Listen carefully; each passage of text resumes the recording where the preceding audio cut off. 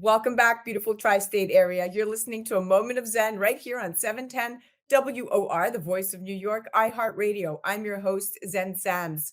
Coming up in our Millennial Mom segment brought to you by OGPay.com. Today we're featuring breast cancer Previvor Stephanie Germino, an influencer and an AFC advocate, medically known as aesthetic flat closure. It's a procedure involving the reconstruction of a flat chest. Extra skin, fat, and tissue in the breasts are removed, and the remaining tissue is tightened and smoothed so that the chest wall appears flat. This 29-year-old mama from Florida underwent a double mastectomy when she was told that there was a mutation in her BRCA1 gene, which meant that she had an 87% risk of developing breast cancer.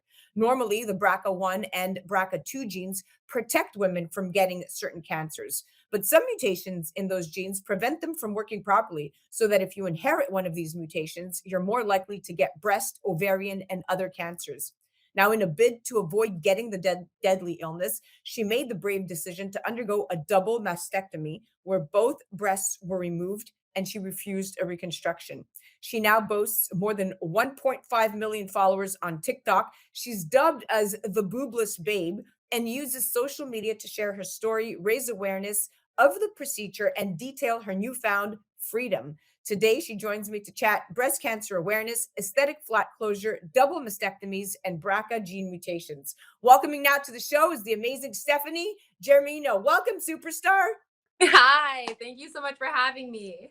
Absolutely. I'm so excited that you're joining me today. I was floating through Instagram, as you know we all are, and I came across your profile and I'm like, who is this fierce, incredible soul that I need to feature on my show? So thank you so much for accepting. Of course, I'm very excited about this. That was such a great intro. I don't think I could have done a better one myself.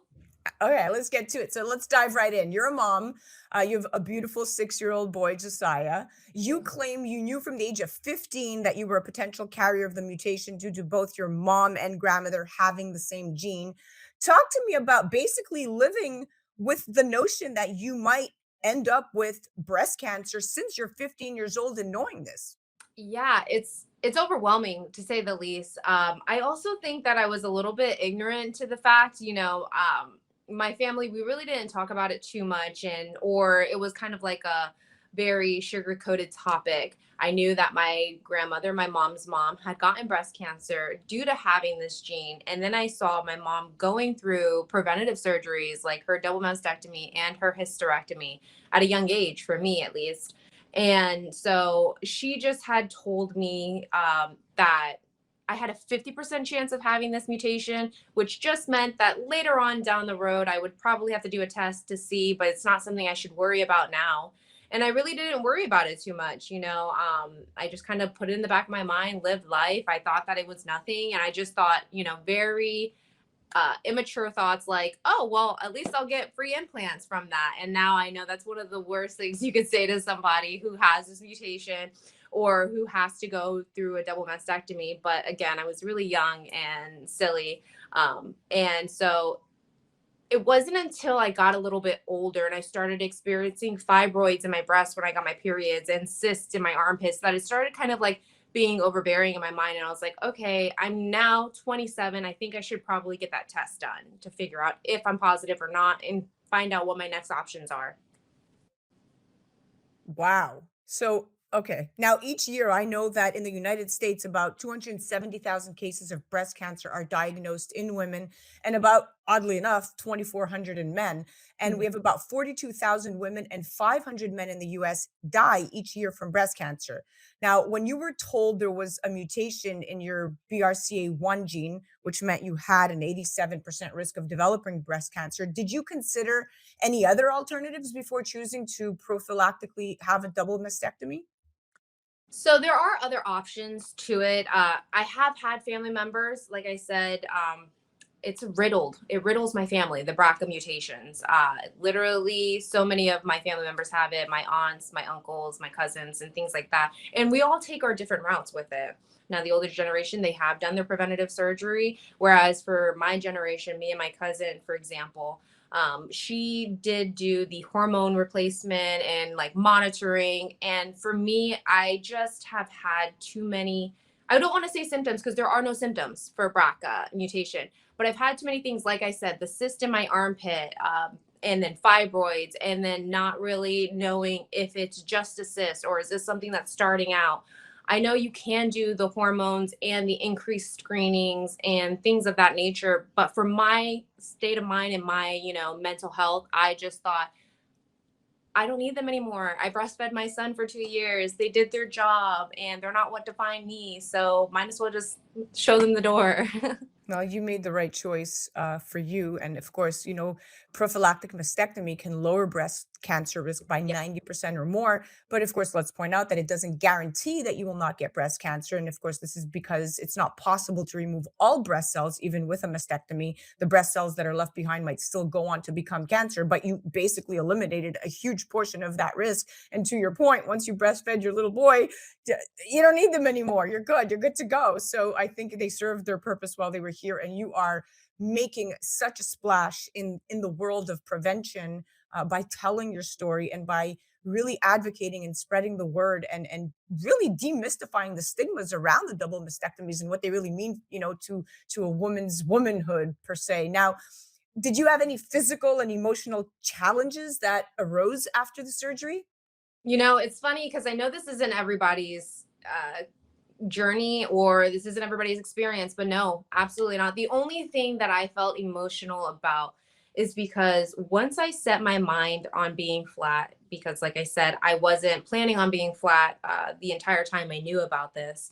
Once I finally set my mind on being flat, I had so much pushback about me going flat. So many people try to tell me that I was wrong and that I would regret it. And so I had to really advocate for myself. Even my surgeon at the time was like giving me a lot of pushback, saying that I would regret going flat and that I should at least get something done. And so this was before actually going to surgery. So I was afraid that I was going to, my wishes were not going to be respected. And so when I woke up from surgery, the first thing I did was look down at my chest. I asked the nurse to help me open my binder so that I could see what was left on my chest. And I did bawl my eyes out because it looked like I had, breasts left on my chest from a lot of swelling. And then 6 months later, finding out that he had left extra skin, which is called a dog ear. Whether that was intentional or just lack of know-how on how to perform an aesthetic flat closure.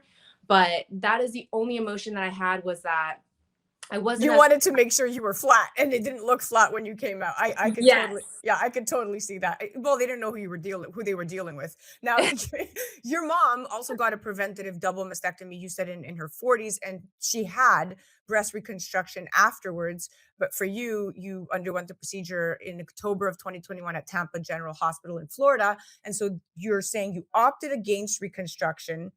But I want to know what factors shaped that extreme decision. Like, what in your mind, what did you think in your mind would not work out if you did in fact reconstruct safely, or you just thought that that was not even something that you can fathom the idea of seeing yourself doing? Right. No. So I say that there are three main reasons why I chose not to reconstruct. The first one is breast implant illness. It's not talked about enough. A lot of people try to, discredit the validity of it.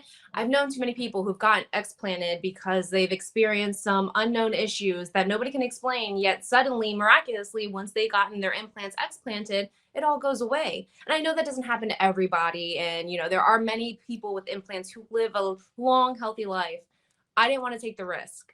The second issue was not everybody again, but most people with implants, you have to get your implants maintained every so often. Capsular contractures are a thing, risks of certain cancers with certain implants are a thing. Implants get recalled almost every day. Those were the risks of medically. Then there were the aesthetic look. And when you get implants regularly, they use their breast tissue to soften them up, to make them look more soft and natural, or however you want them to appear.